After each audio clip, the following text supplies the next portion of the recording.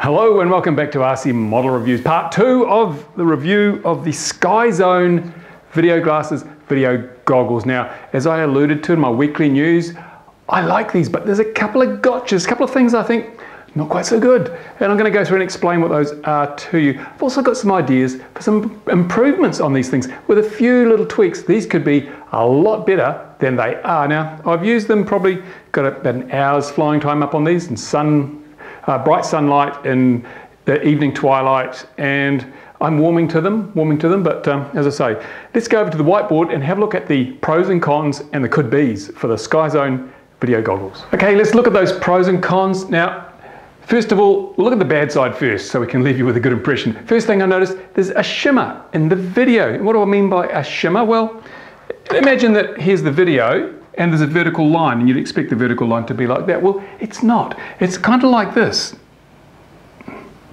It's straight, but it's got a little waviness to it. And I'm pretty sure that's caused by the switch mode power supply in the goggles themselves. The power feed to the goggles is inducing a bit of a ripple on the video. It's not a killer, you don't notice it when you're flying. If you're inside and you point your camera at a wall or a door, you do notice it. If you're outside and you're FPVing, you don't notice it. But hey, it would be nice if it wasn't there. I mean, maybe I'm being picky, but none of my other video glasses, none of the FatSharks have that shimmer. So maybe they should have a look at it and try and, why not make it better? Why not make it so that it actually works properly, as good as the FatSharks in that regard? So that's one thing. Now, the band and channel setup, it's kludgy. Really, to be honest, I don't like it. Excuse me while I leave the shot and get the video glasses so I can show you what I mean. Now, here are the video glasses. To change the channel and the band, there are buttons on the top here. You press the channel button and it will beep at you to tell you how many, well, what number of beeps tells you what channel you're on. So that's quite handy. Well, not handy, I suppose it is, but sometimes if you're repositioning your glasses, you can bang that. It goes beep, beep, beep, and at first I thought, oh no, don't tell me it's going to change the channel, because there's no channel up, channel down. You've got to cycle right through, and that's a pain in the backside. So you have to press this button first, it'll beep.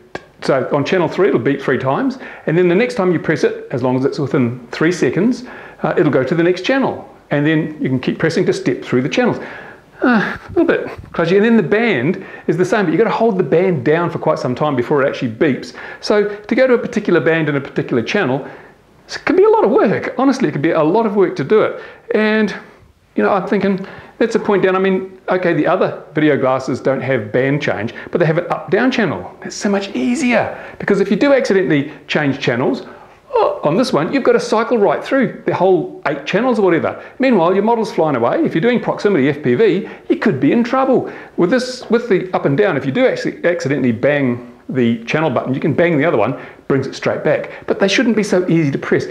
These things, the way I'd like to see this work, this should go in the improvements things, but why not make it so you can only change channels within the first 10 seconds of turning them on? So that you turn it on, make sure you're on the right channel, and then these become deactivated. So you're not going to bump them, bang them while you're positioning your glasses or putting them on, taking them off. They become deactivated after 10 seconds.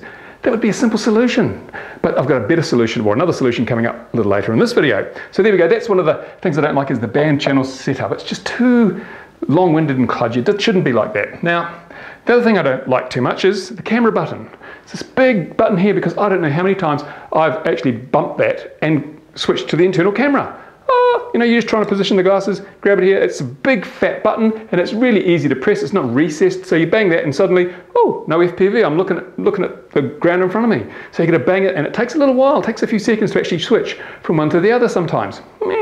These things, they ruin, well not ruin, but they really detract from what is otherwise a really excellent piece of kit, so things to be aware of. Now, those are the 3 things that I found that mainly, I get a bit upset about when I'm using it, because I'm kludgy.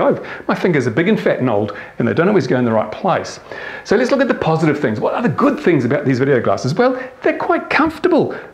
Everyone that I've spoken to has said the same thing, people that have been using them. When you first put them on, they seem quite stiff. The rubbers are quite stiff, and but after a little bit of use, they soften up. And certainly in today's heat, it's really hot today, they're really soft, and they're very pliant, and they cover nicely around your eyes. Now, there is still a little bit of light leakage, but whenever I fly FPV, because it's usually in the summer and in the sun, I wear a broad-brimmed hat, and that just knocks out any extra sunlight. So yeah, brilliant, excellent. Certainly better than the original FatSharks with their little foamy edge, which constantly keeps fraying and falling off. Lovely, and unlike the Dominators, these don't seem to fall off.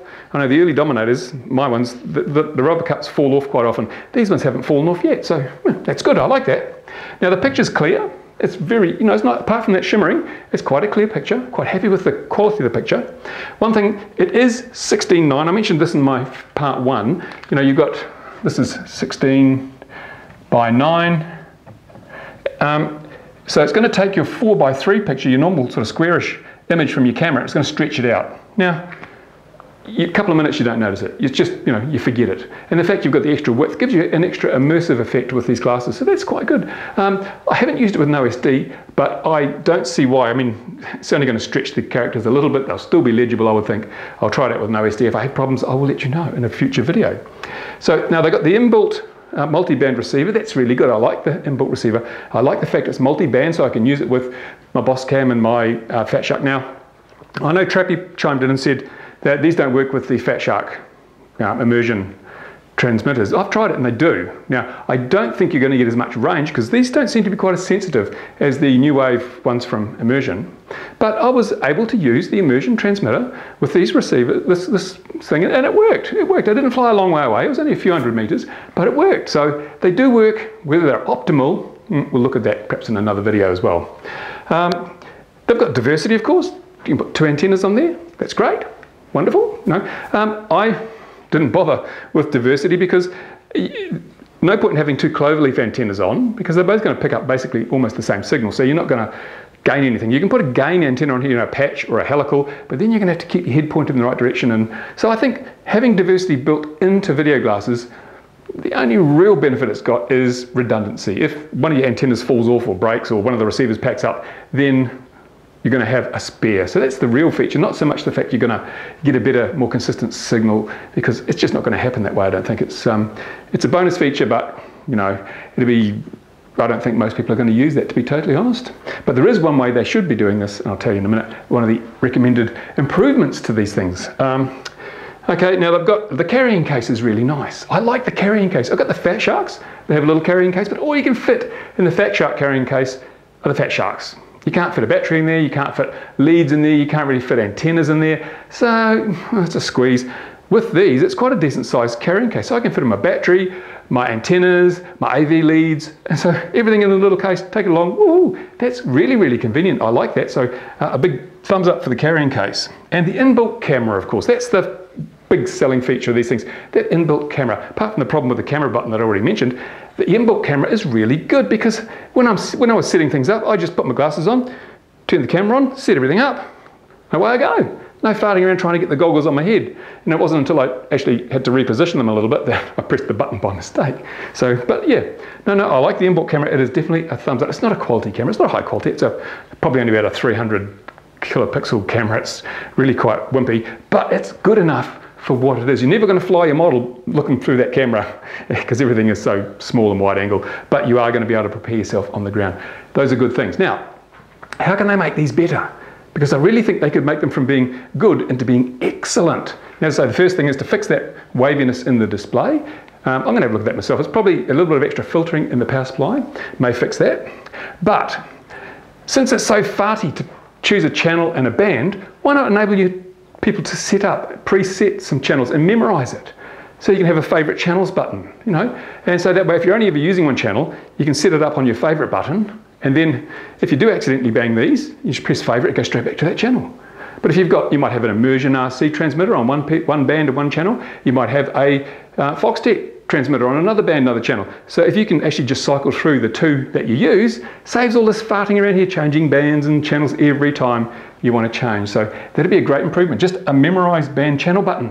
That'd be good. Do it. Now the other thing is, you're looking through here, you've got diversity, but you don't know which antenna is working. You don't know which one's working. And I mean, we've got 2 screens in here, so why not display some stuff on here? Have it switchable so you can have OSD on, OSD off. And when you have OSD on, why not display the band and channel number? So you can see what it is without having to go beep, beep, beep, beep, beep, beep, beep, and annoying the neighbour. Why not display a little dot to show which antenna is active? So then you'll know. So if you've got a dud antenna, you may never know on here. You might plug 2 antennas in, one may be broken inside. And if you'll never know because you don't know if it's changing channels, or receivers I should say. But if you have a little dot on the screen that shows left antenna, right antenna, or left receiver, right receiver, you'll be able to see it changing. And that will reassure you that both your antennas are working. Simple little thing. The other thing is you've got two antennas, 2 receivers, 2 screens. Why not make it 3D capable?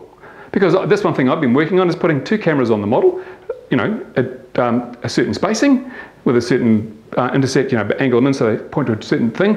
Have 2 video signals back to 2 receivers and 1 for each eye. Then you've got 3D, you've got depth perception. And it'll be so simple because there's 2 of everything here except the ability to display 1 receiver in one eye and 1 receiver in the other. Do it, SkyZone. Make it a 3D, the world's first 3D video glasses for FPV. Brilliant selling feature, wouldn't take much. Okay, the other thing is, as I said, the OSD should have that on there. And also, because a lot of people aren't going to use 5.8 gigs. I mean, a lot of people use 2.4, 1.2, 900. Why keep these receivers going all the time? They suck a bit of power, these 2 receivers, they draw current. Why don't have a switch on here that says turn off the receivers? Okay, just to show you shouldn't open your mouth before you check things, I have wired up the goggles to my power supply, my bench supply here. Currently they're just running standalone using the receiver. They've got an antenna on there. They're drawing 0.3 of an amp, 300 milliamps. That means, for example, a 300 milliamp hour battery would last just under an hour. 500 milliamp hour battery lasts just over an hour. It gives you an idea of what kind of battery you're going to need to drive these things if you're using them as video goggles. But what I'm going to do now is I'm going to plug something into the AV input jack. As you can see on here, this AV input jack. Now when I plug that in, see what happens. If this disables the internal receivers, then the current on here should drop down. So let's have a look and see. Look at that. It's dropped down to less than half, 0.12 amps, 120 milliamps. So my complaint about the receivers being on was invalid because as soon as you plug in an external AV input, it turns the receivers off. Excellent. And these things are all pretty simple to implement. I hope SkyZone are watching this and they say, or Foxtech are watching this and they pass on to SkyZone, whatever, and say, look, do these things, make it the best goggles in the world. Because at the moment, they're good, but they're not the best, okay? But they could be the best. So hopefully they'll do that. Now I've been trying to get a camera in here to get a picture of what it actually looks like. So you can see, but I can't find anything that actually focus like my eye does. So it's I haven't been able to do that. If I can do that, I'll keep trying today. I'll tack some stuff on the end of this video, but don't wait up for it because it may not happen. So yeah, that's basically my pros and cons. The bad things, the good things, and the things that they should do for the SkyZone video glasses. So there you go, that's my thoughts, my summary on the SkyZone FPV glasses. There will be another follow-up on this because there were some points that I raised there that I really want to check out and you know, follow up if I can to give you more information. In the meantime, I'll keep using these things and I'll let you know how I feel in a week or two, or maybe a few weeks' time, once I've had more time on them. And I've been able to compare them because I'll also be using the FatShark. So I'll go backwards and forwards and just see which one I prefer, because for a while I was sort of alternating between the FatShark base edition and the FatShark Dominators, because sometimes I like the big picture immersive and other times I like the sharp image of the Dominators. And these fall somewhere in between. It's quite a big picture, perhaps not quite as sharp as some of the FatSharks, but it's way good enough. And also you'll be seeing these again because I've got some cameras from video cameras, these little board cameras, some more of these have come in, and we're going to do the comparison, as I said once before, between the 600 TV line and the 800 TV line. These are from surveilzone.com. I'll be putting them side by side. I've been using the 600 TV line one on the Walkera QRX350, works very well. In fact, you know, I'm really impressed with these things because the other night I thought I'd have a bit of a quick fly. It wasn't in the backyard at home, honestly, because I live within 4K of the airfield, but I thought I'd have a quick flight. It was getting on a bit dusk, so I pop up and I'm flying around a bit and, oh, it's good. And then I land, and when I take the glasses off, whoa, it's actually nighttime already, but through the camera here and through the video glasses, it was like flying in daylight. It was brilliant. So look a bit more at that perhaps later on too, as to what the sort of sensitivity of these cameras is and how well they work. So anyway, raving on, that's it. Part 2 of the SkyZone video glasses, done and dusted. Stay tuned, comments on the bottom, questions on the bottom. Thumbs up if you like it. See you soon on RC Model Reviews.